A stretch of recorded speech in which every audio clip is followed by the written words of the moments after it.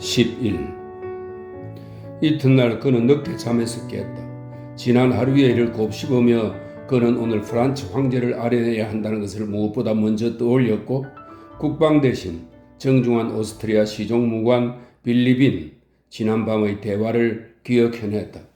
그는 궁정에 가기 위해 오랫동안 입지 않던 예복을 차려입고 한 팔에 붕대를 감은 채 산뜻하고 생기있고 아름다운 모습으로 빌리빈의 서재에 들어갔다. 서재에는 외교단의 신사 넷이 있었다. 대사관의 비서관 이폴리트 쿠라긴 공작과 볼콘스키는 아는 사이였다. 다른 사람들은 빌리빈이 소개해 주었다. 빌리빈의 집을 드나들던 신사들은 사교계의 젊고 부유하고 쾌활한 사람들로 이곳 비인에서도 별도의 모임을 만들고 있었다. 우두머리인 빌리빈은 이 작은 모임을 우리 사람들 레노트르라고 불렀다. 거의 외교관들로만 이루어진 이 모임에는 상류사회며 몇몇 여성들과의 관계며 업무의 사무적인 측면 등 전쟁이나 정치와 아무런 공통점이 없는 나름의 관심사가 있는 듯 했다. 이 신사들은 아마 안드레이 공작을 자기 사람으로 자기들 모임에 기꺼이 받아들인 것 같았다. 예의상 그리고 대화를 시작하기 위한 화제로 그들은 그에게 군대와 전투에 관해 몇 가지 질문을 던졌다. 그런 다음 대화는 다시 앞뒤가 맞지 않는 유쾌한 농담과 험담으로 흘러갔다. 하지만 특히 좋았던 건요, 한 사람이 동료 외교관의 실패를 이야기했다. 특히 좋았던 건 수상이 직접 그에게 그 이른든 부임이 성진이라고, 그 역시 이 문제를 그렇게 보아야 한다고 말했다는 겁니다. 그때 그 사람의 모습을 상상할 수 있겠습니까?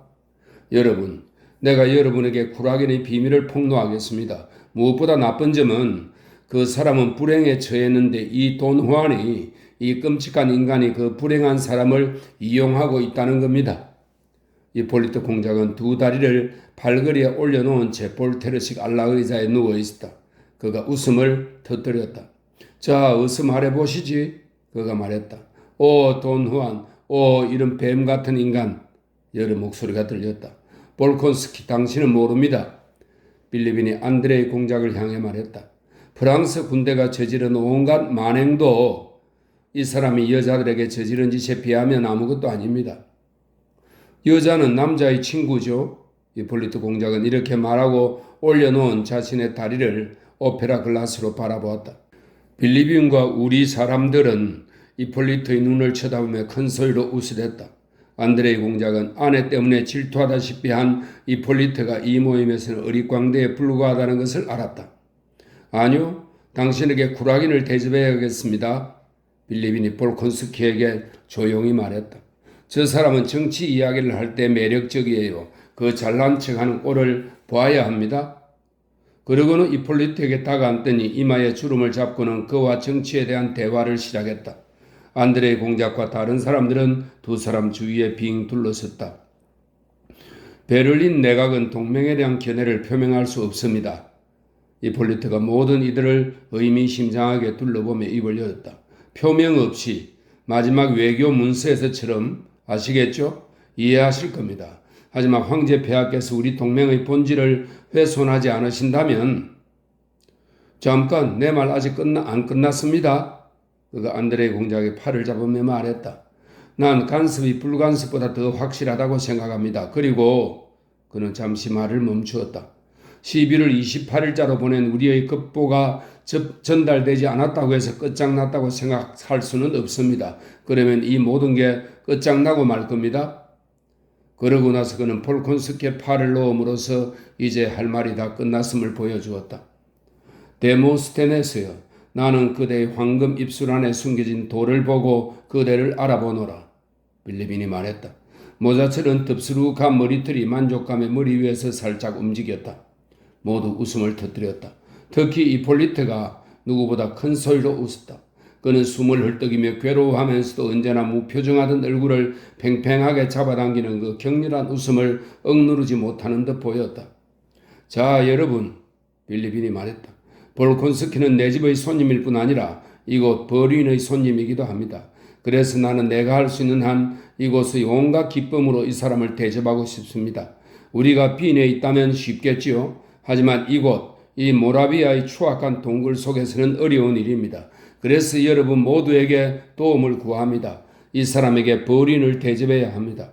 당신은 극장을 맡아주세요. 난 사교계를 맡고, 이폴리트, 당신은 물론 여자를 맡는 겁니다. 이분에게 아멜리를 보여주어야 합니다. 얼마나 매력적인데요? 우리 사람들 가운데 한 명이 손가락 끝에 입을 맞추며 말했다. 어쨌든 이 피해 굶주린 병사를, 빌리빈이 말했다, 좀 더 인간에 넘치는 시각으로 이끌 필요가 있습니다. 여러분, 죄송하지만 여러분의 환대를 누리지 못할 것 같습니다. 이제 나가봐야 합니다. 볼콘스키가 시계를 쳐다보며 말했다. 어디로요? 황제께요. 오. 그럼 다음에 봅시다, 볼콘스키. 또 만납시다, 공작. 같이 식사라도 하게 일찍 오십시오. 목소리들이 들렸다. 우리가 당신을 책임지겠습니다. 황제와 말을 나누게 되면 식량 배급 질서와 교통로가 잘 정비된 것에 대해 최대한 열심히 극찬하세요. 빌리빈이 볼콘스키를 현관방까지 배웅하며 말했다. 칭찬하고 싶어도 내가 아는 한 그렇게는 못하겠습니다. 볼콘스키는 빙긋 웃으며 대답했다. 그럼 무엇든 최대한 많은 말을 하세요. 아련은 그분의 큰 기쁨이니까요. 그런데 당신도 곧 알게 되겠지만 그분 자신은 말하는 것을 좋아하지 않고 또 잘하지도 못합니다. 12.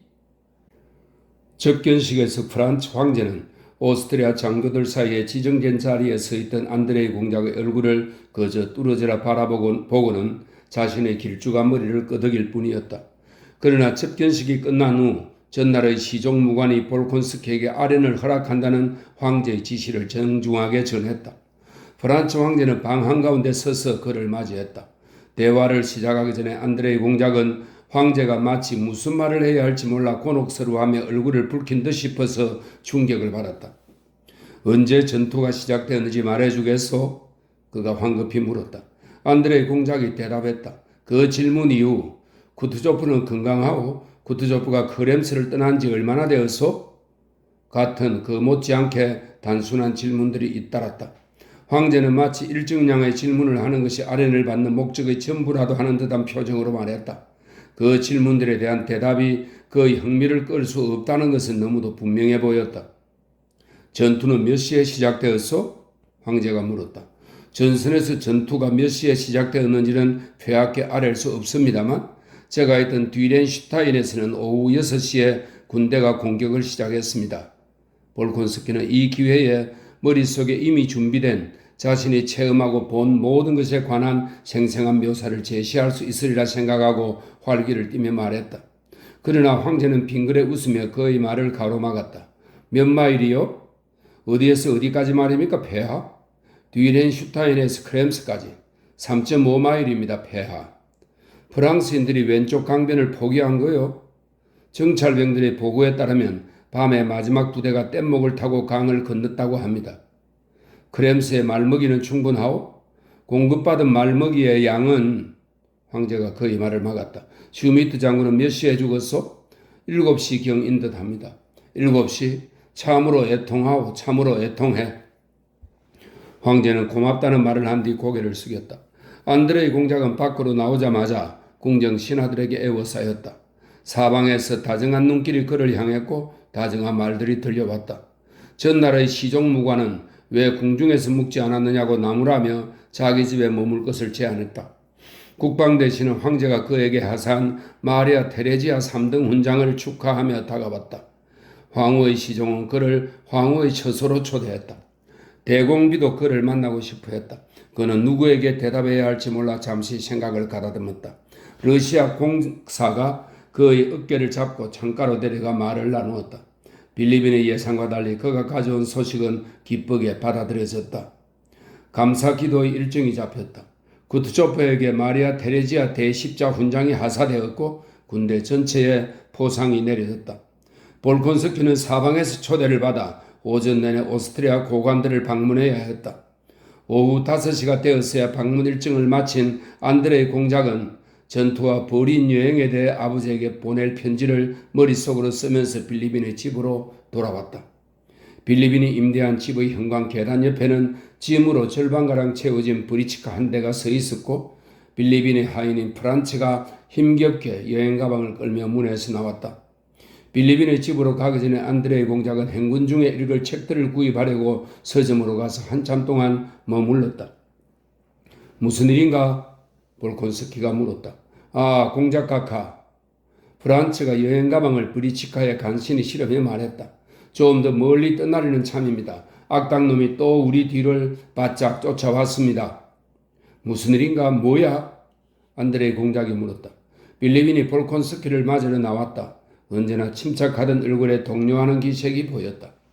아닙니다. 아니에요. 당신도 이게 정말 대단하다는 것을 인정해야 합니다. 그가 말했다. 그 타보르 다리, 비인에 있는 그 다리의 일 말입니다. 그들이 아무런 저항에도 부딪히지 않고 다리를 건너버렸어요. 안드레의 공작은 아무것도 이해할 수 없었다. 도대체 어디서 오는 길입니까? 도시 안의 마부들이 다 아는 사실을 어째서 당신은 모릅니까? 대공비의 처수에서 오는 길입니다. 거기서는 아무 말도 못 들었는데요. 그럼 곳곳에서 사람들이 짐 꾸리는 걸 보지 못했단 말입니까? 보지 못했습니다. 도대체 무슨 일입니까? 안드레의 공작이 초조하게 물었다. 무슨 일이냐고요? 문제는 프랑스인들이 아우어 슈페르크의 방어하던 다리를 건넜고 다리는 폭파되지 않았다는 겁니다. 그래서 지금 미이라가 버린을 향해 달려오고 있으니 오늘 내일 중으로 이곳에 당도할 겁니다. 어떻게 여기로요? 아니 왜 다리를 폭파하지 않았답니까? 다리에 지뢰가 설치되어 있는데요. 내가 당신에게 묻고 싶은 말입니다. 아무도 보나파르트 자신도 모릅니다. 볼콘스키는 어깨를 어석했다. 하지만 저기 다리를 건넜다면 군대도 전멸을 했다는 뜻인데요. 군대가 고립될 테니까요. 그가 말했다. 바로 그게 문제입니다. 빌리빈이 대답했다. 들어보세요. 내가 당신에게 말한 대로 프랑스인들이 비인에 들어옵니다. 모든 게 아주 좋습니다. 그 다음 날, 그러니까 어제 뭐라? 벨리아르, 이세 원수가 말을 타고 달려 향합니다. 설명입니다. 셋 다 가스교류 출신이란 점에 주의해 주세요. 여러분, 한 사람이 말합니다. 타보르 다리에 지뢰와 불발 장치가 설치되어 있고 그 앞에는 위협적인 교두보와 다리를 폭파하고 우리를 통과시키지 말라는 지시를 받은 1만 5천 명의 군대가 있다는 것을 아시죠? 그러나 만약 우리가 이 다리를 탈취한다면 우리의 나폴레옹 황제 폐하께서 기뻐하실 겁니다. 우리 셋이 가서 이 다리를 빼앗읍시다. 다른 사람들이 말합니다. 갑시다. 그렇게 그들은 진군하여 다리를 빼앗고 다리를 건넙니다. 그리고 이제 도나우강 이쪽 편에서 전 군대를 이끌고 우리를 향해 당신들과 당신들의 수송로를 향해 진군하고 있습니다. 농담은 그만하시죠. 안드레의 공작이 침울하고 심각하게 말했다. 이 소식은 안드레의 공작에게 비통하고도 달가운 소식이었다. 러시아 군대가 그런 절망적인 상황에 처했다는 것을 알자마자 그의 머릿속에는 이런 생각들이 떠올랐다. 바로 자신이야말로 러시아 군대를 그런 상황에서 구출하도록 예정된 사람이다. 바로 이곳이야말로 숱한 무명 장교들 틈에서 그를 끌어내어 영광을 향한 첫 길을 그에게 열어줄 저 툴롱이다. 빌리빈의 말을 들으며 그는 이미 상상하고 있었다. 군대로 돌아간 자신이 군사회의에서 군대를 구할 유일한 의견을 제출하고 홀로 그 작전의 수행을 위임받는 장면을 머릿속에 그리고 있었다. 농담 그만하세요. 그가 말했다. 농담이 아닙니다. 빌리빈이 계속해서 말했다. 이보다 더 정확하고 비참한 얘기도 없어요. 그 원수들은 자기들만 다리로 건너와서 하얀 손수건을 지켜듭니다. 그들은 휴전이라고 원수인 자신들이 아우어 슈페르크 공작과 교섭하러 왔노라고 단언합니다. 당직 장교는 그들을 교두보로 들여보냅니다. 그들은 그에게 가스교류식 헛소리를 1천가지쯤 늘어놓습니다. 전쟁이 끝났다느니 프란츠 황제가 보나파르트와 회담을 결정했다느니 자신들은 아우어 슈페르크 공작과 만나기를 원한다느니 하면서 말입니다. 장교는 아우어 슈페르크를 모셔오도록 사람을 보냅니다. 그 원수들은 장교들을 을사안고 농을 짓거리며 대포 위에 걸터 앉습니다. 그 사이에 프랑스군 대대 하나가 눈에 띄지 않게 다리 위로 진입해서 발화 물질이던 자루를 물에 던지고 교두보로 접근합니다. 드디어 우리의 친하는 공작 아우어 슈페르크 폰 마우테른 중장이 친히 모습을 드러냅니다. 그 원수들은 이렇게 말합니다. 친애하는 적이여, 오스트리아 군의 꽃, 투르크 전쟁의 영웅이여, 반목은 종식되었고 우리는 서로에게 손을 내밀 수 있습니다. 나폴레옹 황제께서는 아우슈페르크 공작을 알고 싶다는 열망으로 불타오르고 있습니다. 한마디로 이 자들은 괜히 가스콘제 출신이 아니었던 겁니다. 그들은 아우슈페르크에게 아름다운 말을 쏟아부었습니다. 그는 프랑스 원수들과 그처럼 빠르게 친해진 것에 황홀해져서 뮤라의 긴 망토와 타조 깃털에 완전히 눈이 멀어버려서 그저 그들의 불을 보기만 할 뿐 적들에게 발사해야 했던 자신의 불에 대해서는 까맣게 잊어버립니다. 빌리비는 생생한 화술을 펼치면서도 이 경구 다음에 그 가치를 음미할 여유를 주고자 잠시 뜸들이는 것을 잊지 않았다. 프랑스 대대는 교두보로 달려들어가 대포의 포문을 막고 다리를 점령합니다. 아니요, 하지만 무엇보다 훌륭한 점은 그는 자신의 이야기가 지닌 매력에 흥분했다가 차츰 마음을 가라앉히며 말을 이었다. 이것입니다. 대포를 신호로 지뢰에 불을 붙여 다리를 폭파하기로 되어 있었는데 이 대포 옆에 배치된 중사가 다름 아닌 그 중사가 다리로 달려오는 프랑스 부대를 보고 발표하려 했지만 라안이 그의 손을 밀친 겁니다. 아마 자신의 장군보다 더 똑똑했던 중사는 아우슈페르크에게 다가가 이렇게 말합니다. 공장님은 속고 계십니다. 저기 프랑스군이 오고 있습니다. 중사가 말을 하게 내버려 두면 작전이 실패한다는 것을 뮤라는 압니다. 그는 놀라는 척하며 아우슈페르크를 돌아봅니다. 세상에서 그토록 찬양받는 오스트리아식 규율로는 보이지 않는군요. 그가 말합니다. 그런데도 당신은 부하가 이런 식으로 말하도록 내버려 두는군요. 천재적입니다. 아우슈페르크 공작은 모욕을 느끼고 중사를 체포할 것을 명령합니다. 아니요, 인정하세요. 멋지지 않습니까? 다리에서 일어났던 이 모든 일이 말입니다. 이것은 어리석은 행위도 아니고 비열한 짓도 아니고 아마 배신이겠지요? 안드레이 공작은 회색 외투, 부상, 화약 연기, 포성, 그리고 자신을 기다리는 영광을 머릿속에 생생하게 그리며 말했다. 그것도 아닙니다. 이 일로 궁정은 아주 나쁜 상황에 처했어요. 빌리빈이 계속 말했다. 그것은 배신도 비겁한 행위도 어리석은 행위도 아닙니다. 그것은 울름의 상황과 같아요. 그는 적당한 표현을 찾느라 생각에 잠긴 듯 했다. 그것은 마크식이에요. 우리는 마크화 되어버린 겁니다. 그는 자신이 경구 하나를, 그것도 더 참신한 경구를, 훗날 거듭해서 반복될 그런 경구를 찾았다고 느끼며 말을 맺었다. 그때까지 이마에 잡혀있던 주름은 만족감의 표시로 빠르게 풀어졌다. 그는 가볍게 미소를 지으며 자신의 손톱을 바라보았다. 어디 갑니까? 자리에서 일어나 자기 방으로 향하는 안드레이 공작에게 그가 불쑥 물었다. 떠날 겁니다. 어디로요? 부대로요. 당신은 이틀 정도 더 머물려고 했잖아요? 하지만 지금 당장 떠나겠습니다. 안드레이 공작은 출발 지시를 내리고 자기 방으로 갔다. 이봐요, 친구. 빌리빈이 공작의 방으로 들어오면서 말했다. 당신에 대해 생각했습니다. 당신은 무엇 때문에 떠나는 겁니까? 그리고 그 농거가 반박할 수 없는 것이라는 증거로 얼굴의 주름이 싹 사라졌다. 안드레이 공작은 의아해하는 눈빛으로 상대방을 바라보고는 아무 대답도 하지 않았다. 당신은 왜 떠날까요? 난 압니다. 당신은 군대가 위기에 처한 이 순간에 군대로 달려가는 것이 자신의 의무라고 생각하는 겁니다. 난 그걸 이해합니다, 친구. 하지만 그건 영웅주의예요? 결코 그렇지 않습니다. 안드레이 공작이 말했다. 하지만 당신은 철학자이니 철저히 철학자가 되어 다른 측면에서 사물을 보세요. 그러면 오히려 자신을 지키는 것이 자신의 의무임을 알게 될 겁니다. 그런 것은 더 이상 아무짝에도 쓸모없는 사람들에게 맡겨요. 당신은 복귀 명령을 받지도 않았고 이곳 사람들도 당신을 보내지 않을 겁니다. 그러니 당신은 여기 남아서 우리의 불행한 운명이 우리를 이끄는 곳으로 우리와 함께 갈 수 있어요. 다들 올미츠로 떠난다고 하는군요. 올미츠는 아주 사랑스러운 도시입니다. 당신도 나와 함께 내 콜야스카로 편안히 떠납시다. 농담은 그만두십시오, 빌리빈. 볼콘스키가 말했다.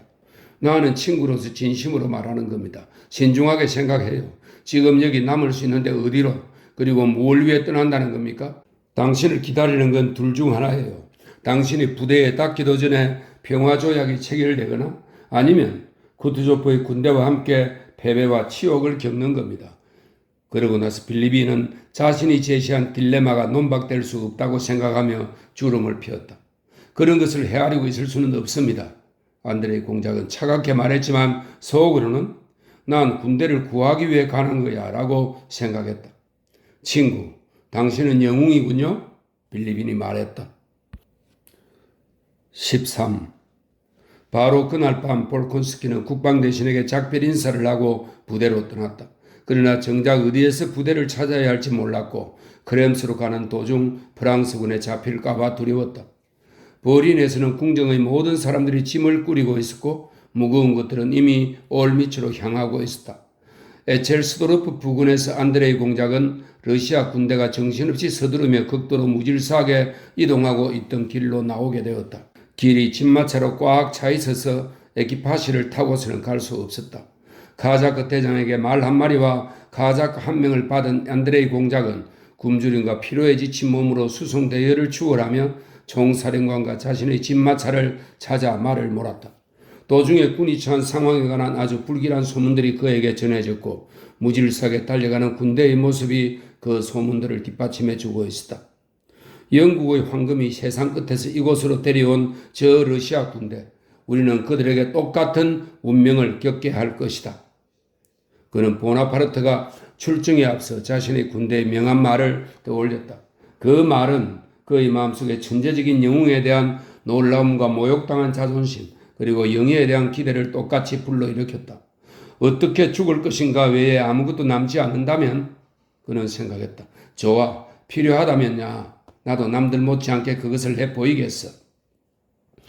안드레이 공작은 끝없이 뒤죽박죽 이어지는 부대와 진마차와 군수품 이동 창고와 대포를 경멸의 눈초리로 바라보고 다시 진마차로 또 진마차로 진흙투성이 길을 꽉 채운 채 서너 줄로 앞서거니 뒤서거니 지나가는 온갖 종류의 진마차로 눈길을 돌렸다. 사방에서 앞뒤에서 청각이 미치는 모든 곳에서 바퀴 소리, 마차 차체와 텔레가와 포가가 들컹거리는 소리, 말발굽 소리, 채찍 소리, 말 모는 소리, 병사와 종졸과 장교들의 욕설이 들려왔다. 양쪽 길가에 따라 때로는 가죽이 벗겨지거나 벗겨지지 않은 말들의 시체가, 때로는 부서진 진마차들과 그 옆에서 무언가를 기다리며 쓸쓸하게 앉아있는 병사들이, 때로는 때를 지어 이웃 마을로 가거나 마을에서 수탉과 수량과 근초와 무언가로 가득 채운 자루를 끌고 나오는 나고병들이 보였다. 오르막길과 내리막길에서는 사람들이 더 붐비고 비명 섞인 신음소리가 끊이지 않았다. 병사들은 무릎까지 진흙탕에 빠지며 대포와 치중차를 덜어 나르고 있었다. 채찍이 허공을 가르고 말 발굽이 미끄러지고 멍에와 수레를 연결한 끈이 끊어지고 사람들의 가슴이 비명으로 찢어지고 있었다. 이동을 지휘하는 장교들은 수송 대열 사이에서 앞으로 뒤로 말을 몰았다. 그들의 목소리는 전체가 왁자지껄 하는 소리 틈에서 희미하게 들렸고 그들의 얼굴에는 이 무질서를 멈출 방법이 없다는 절망의 빛이 보였다. 바로 저기에 친애하는 정교의 군대가 있군. 볼콘스키는 빌리빈의 말을 떠올리며 생각했다. 그는 그 사람들 중 누군가에게 총사령관이 어디에 있는지 물어보기 위해 수송대열 쪽으로 말을 몰았다. 그의 바로 맞은편에서 말 한마리가 끄는 기묘한 에키파시가 오고 있었다. 텔레가와 카브리올레와 콜야스카의 중간 형태였고 병사들의 물건들로 직접 만든 것처럼 보였다.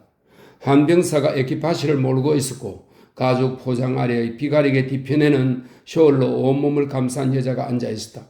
안드레 공작이 다가가 병사에게 막 질문을 하려는 순간 키비토치카 안에 앉은 여자의 비명소리가 그의 주의를 끌었다. 수송 대위를 지휘하던 장교가 다른 마차들을 앞지르려 들었다고 이 콜야소치카의 마부로 앉아있던 병사를 때릴 때 채찍이 에키파시의 비가리개를 쳤던 것이다. 여자는 날카로운 소리로 비명을 지르고 있었다. 안드레의 공작을 본 그녀는 비가리개 아래에서 몸을 쑥 내밀더니 깔개 같은 셔얼 밑으로 나온 야윈 두 손을 흔들며 외쳤다. 부관님 제발 좀 보호해 주세요. 이제 어떻게 되는 거죠? 전 치료병 연대 군의관 아내예요. 통과시켜 주질 않아요. 우리는 뒤처지는 바람에 일행을 놓쳤어요. 두들겨 패서 레표시카를 만들어 줄 테다. 마차 돌려.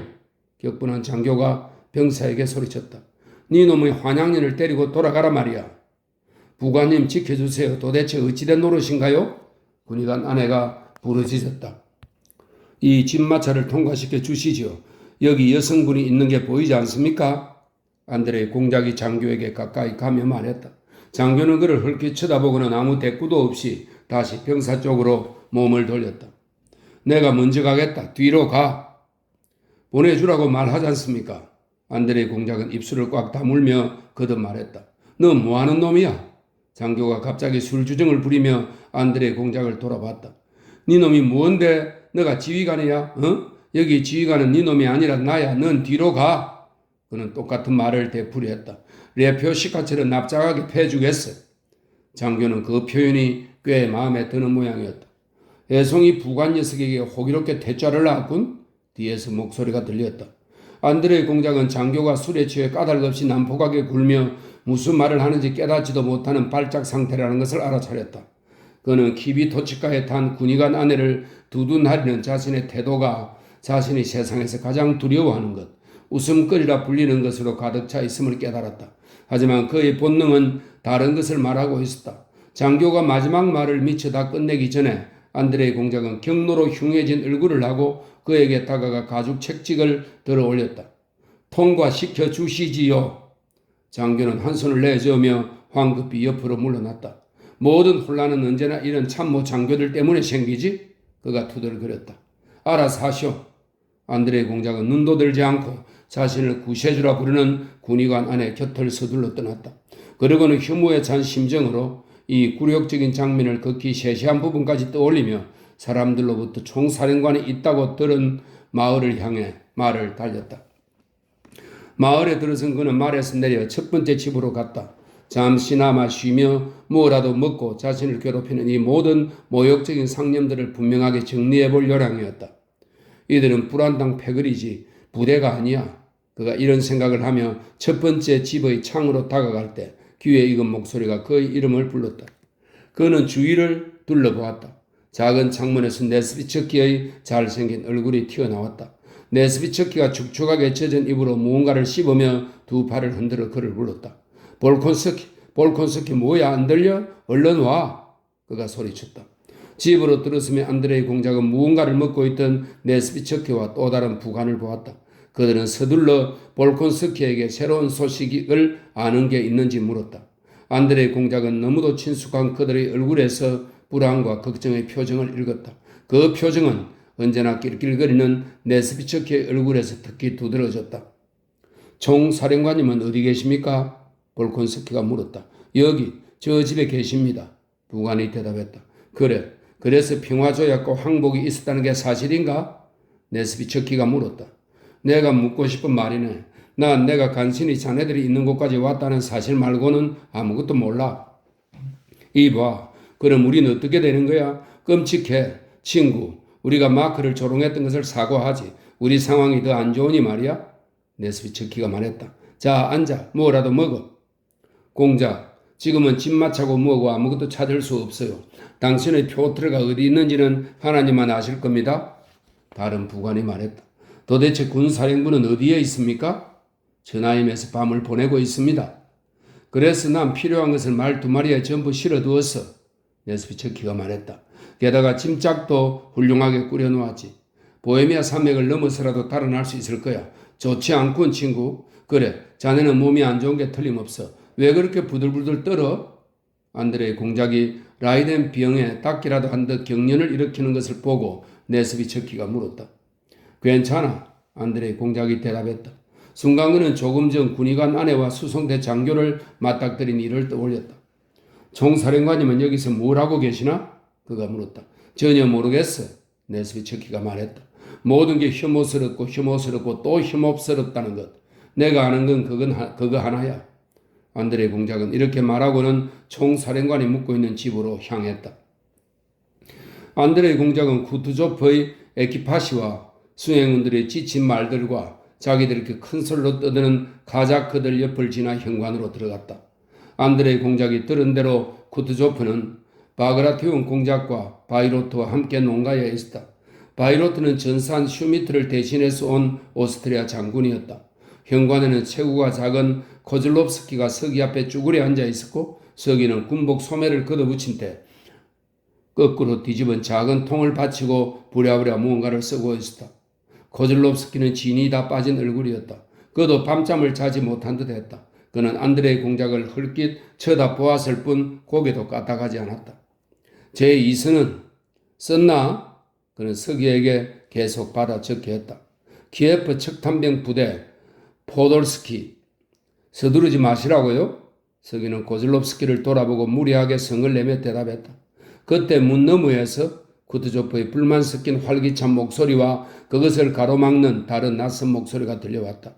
이 목소리들의 울림, 고즐롭스키가 힐끔 쳐다볼 때의 냉랭함, 지친 서기의 불손함, 서기와 코즐롭스키가 총사령관과 그렇게 가까이 바닥의 작은 통둘레에 앉아있는 모습, 말고삐를 잡은 카자크들이 집의 창 밑에서 큰 소리로 웃어대는 모습, 이 모든 것을 통해 안드레의 공작은 무언가 중대하고 불행한 일이 일어나리라는 것을 느꼈다. 안드레의 공작은 코즐롭스키를 향해 집요하게 몇 가지 질문을 던졌다. 잠깐만, 공작, 코즐롭스키가 말했다. 바그라티온에게 줄 작전 계획이란 말이야? 그럼 항복은? 그런 일은 없어. 전투 명령이 떨어졌네. 안드레의 공작은 목소리가 새어나오는 문 쪽으로 향했다. 그러나 문을 열려는 순간 방 안의 목소리들이 뚝 그치더니 문이 저절로 열리고 퉁퉁한 얼굴에 매부리 코인 쿠투조프가 문지방에 나타났다. 안드레의 공작은 쿠투조프 바로 맞은편에 섰다. 그러나 총사령관의 시력이 남은 한쪽 눈의 표정으로 보아 너무나 강하게 그를 사로잡은 상념과 근심이 그의 시야를 가린 듯했다. 그는 자기 부관의 얼굴을 정면으로 보면서도 알아보지 못했다. 어떻게 됐나? 끝냈나? 그가 코즐롭스키를 향해 말했다. 곧 끝납니다, 총사령관 각하. 동양인 유형의 표정 없는 딱딱한 얼굴에 키가 크지 않고 말은 아직은 늙지 않은 바그라티온이 총사령관을 뒤따라 나왔다. 총사령관님을 뵙게 되어 영광입니다. 안드레 공작은 봉투를 내밀며 꽤 큰 소리로 말했다. 아, 비인에서 온 건가? 좋아, 나중에. 쿠투조프는 바그라티온과 함께 현관 계단으로 나갔다. 자, 공작 잘 가게. 그가 바그라티온에게 말했다. 그리스도가 자네와 함께 하시길. 자네가 큰 공훈을 세우길 기원하네. 뜻밖의 쿠투조프의 얼굴이 부드러워졌고 두 눈에 눈물이 고였다. 그는 왼손으로 바그라티온을 끌어당겼고 반지 낀 오른손을 들어 익숙해 보이는 몸짓으로 성호를 그으며 퉁퉁한 한쪽 뺨을 그에게 내밀었다. 바그라티온은 뺨 대신 그의 목에 입을 맞추었다. 그리스도가 자네와 함께 하시길. 쿠투조프는 똑같은 말을 되풀이하고 콜야스카로 다가갔다. 함께 타지. 그가 볼콘스키에게 말했다. 총사령관 각하, 제가 이곳에서 도움이 되었으면 합니다. 바그라티온 공작의 부대에 남도록 허락해 주십시오. 어서 타게. 쿠투조프가 말했다. 그는 볼콘스키가 머뭇거리는 것을 보았다. 내게도 훌륭한 장교가 필요하네. 내게도 필요하다 말일세? 그들은 콜야스카에 올라타고 몇 분 동안 묵묵히 갔다. 앞으로도 많은 일들이, 온갖 일들이 있을 걸세. 그는 마치 볼콘스키의 마음에서 일어나는 모든 생각을 헤아린 듯 노인 특유의 꿰뚫어보는 표정으로 말했다. 내일 그의 부대 가운데 10분의 1이라도 돌아온다면 하나님께 감사드릴 텐데. 쿠투조프가 혼자 말을 하듯 덧붙였다. 안드레의 공작은 쿠투조프를 쳐다보았다. 이제 마을의 탄환이 쿠투조프의 머리를 꿰뚫어 관자놀이에 생긴 상처의 말끔하게 씻긴 주름과 그의 빠진 한쪽 눈이 쿠투조프로부터 반 아르신 떨어진 그의 눈에 어쩔 수 없이 들어왔다. 그래, 그는 이 사람들의 죽음에 대해 저렇게 차분하게 말할 권리가 있지. 볼콘스키는 생각했다. 그래서 저를 이 부대에 보내주십사 부탁드리는 겁니다. 그가 말했다. 쿠투조프는 대답하지 않았다. 그는 이미 자신이 한 말을 잊은 듯 생각에 잠겨 앉아 있었다. 5분 후 쿠투조프는 콜야스카의 부드러운 스프링 위에서 경쾌하게 흔들리는 몸으로 안드레의 공작을 돌아보았다. 그의 얼굴에는 동료의 흔적조차 없었다. 그는 미묘한 조소를 띈 채 황제를 아련할 때의 세세한 정황, 궁중에서 들은 크렘스 전투에 관한 평판, 두 사람 모두 아는 몇몇 여인들에 대해 안드레의 공작에게 물었다. 14. 11월 1일 쿠투조프는 정찰병을 통해 자신의 군대를 궁지에 가까운 상황으로 몰아넣고 있던 소식을 접했다. 정찰병은 대규모 병력의 프랑스군이 비인의 다리를 건너 러시아에서 오는 부대와 쿠투조프 사이에 연락로로 향했다고 보고했다. 만약 쿠투조프가 크렘스에 남기로 결정한다면 나폴레옹의 15만 군대는 모든 연락로를 차단하고 거의 기진맥진한 4만 군대를 에워쌀 것이다. 그러면 그는 울름에서 마크가 처했던 상황에 놓이게 된다. 만약 쿠투조프가 러시아에서 오는 부대들과 연락할 도로를 포기하기로 결정한다면 적의 우시한 병력을 막으면서 보헤미아 산맥의 낯선 지역으로 길도 없이 들어가서 북스계 부대과 연락할 희망을 완전히 버려야 한다. 만약 쿠투조프가 러시아에서 오는 부대와 합류하기 위해 크렘스에서 올미츠로 난 길을 따라 퇴각하기로 결정한다면 비엔에서 다리를 건넌 프랑스군의 이 길 위에서 추월당해 결국 무거운 장비와 수송대열을 끌고 다니다가 양쪽에서 포위당한 채 그의 부대보다 3배나 우시한 적과 행군 도중에 전투를 치르는 위험을 무릅써야 했다. 쿠투조프는 이 마지막 출구를 택했다. 정찰병의 보고에 따르면 프랑스군은 비엔의 다리를 건너 쿠투조프의 퇴각로에 100베르스트 이상 떨어진 전방에 위치한 츠나임을 향해 강행군하는 중이었다. 프랑스군보다 먼저 츠나임에 도달한다는 것은 군대를 구할 큰 희망을 얻는 것을 의미했다. 반면 프랑스군이 먼저 츠나임에 이르게 하는 것은 분명 전 군대를 울름 때와 비슷한 치욕 혹은 전멸에 처하게 한다는 의미였다. 그러나 전 군대를 이끌고 프랑스군을 앞지르기란 불가능했다. 비엔에서 츠나임에 이르는 프랑스군의 길은 크렘스에서 츠나임에 이르는 러시아의 길보다 짧고 좋았다. 정보를 입수한 날 밤 쿠투조프는 바크라티온의 전위 부대 4,000명을 크렘스 츠나임 가도에서 빈 츠나임 가도로 산지 넘어 오른쪽으로 보냈다. 바그라티온은 쉬지 않고 행군하여 앞쪽에는 빈을 뒤쪽에는 츠나임을 둔 지점에서 멈추어야 했다. 만약 그가 프랑스군을 앞지른다면 그는 최대한 그들을 그곳에 묶어두어야 했다. 쿠투조프 자신은 무거운 장비를 전부 끌고 츠나임으로 출발했다. 폭풍이 휘몰아치는 밤에 신발도 신지 않은 굶주린 병사들을 이끌고 길도 없는 45베르스트의 산속을 행군하다 부대의 3분의 1을 낙오로 잃은 끝에 바그라티온은 빈 츠나임 가도에 자리한 훌라브룬에 비엔에서 훌라브룬으로 접근 중인 프랑스군보다 몇 시간 앞서 닿았다. 쿠투조프가 츠나임에 도달하려면 수송대열을 이끌고 하루 밤낮을 꼬박 더 행군해야 했다. 그러므로 군대를 구하기 위해서는 바그라티온이 굶주리고 지친 병사 4,000명을 이끌고 홀라브룬에서 맞닥뜨린 적군 전체를 하루 밤낮 동안 붙잡아 두어야 했다. 분명 불가능한 일이었다. 그러나 기이한 운명이 불가능을 가능으로 만들었다. 비엔의 다리를 전투 없이 프랑스군 수중에 넣은 계략의 성공은 쿠투조프까지도 그렇게 속여보라며 뮤이라를 자극했다. 츠나임 가도에서 바그라티온의 미약한 부대와 마주친 뮤이라는 이들을 쿠투조프의 정군으로 생각했다. 이 군대를 확실히 분쇄하기 위해 그는 비엔에서 오는 도중 뒤처진 부대들을 기다렸고 그를 목적으로 양 군대가 각자 위치를 바꾸지 않고 현 지점에서 움직이지 않는다는 조건으로 사흘간의 휴전을 제안했다. 뮤이라는 평화조약을 위한 회담이 이미 진행 중이므로 무익한 유혈을 피하기 위해 제안하는 휴전이라고 설득했다. 최전선에 있던 오스트리아 장군 노스티츠 백작은 뮤이라가 보낸 군사의 말을 믿고 바그라티온의 부대를 노출시킨 채 퇴각해버렸다. 또 다른 군사가 똑같이 평화회담에 관한 소식을 알리고 러시아 부대에 사흘간의 휴전을 제안하기 위해 러시아군의 산병선 안으로 들어왔다. 바그라티온은 자신에게는 결정권이 없다고 답변한 뒤 그 제안을 보고하기 위해 쿠투조프에게 부관을 파견했다. 쿠투조프에게 휴전은 시간을 벌면서 피로에 지친 바그라티온의 부대를 쉬게 하고 수송대열과 무거운 장비를 츠나임까지 조금이라도 더 이동시킬 수 있는 유일한 수단이었다. 휴전 제의는 군대를 구할 유일하고도 뜻하지 않은 가능성을 제공했다. 쿠투조프는 그 소식을 받자 지체 없이 자기 휘하에 있던 시종 무관장 빈첸 게로데를 적의 진영으로 보냈다.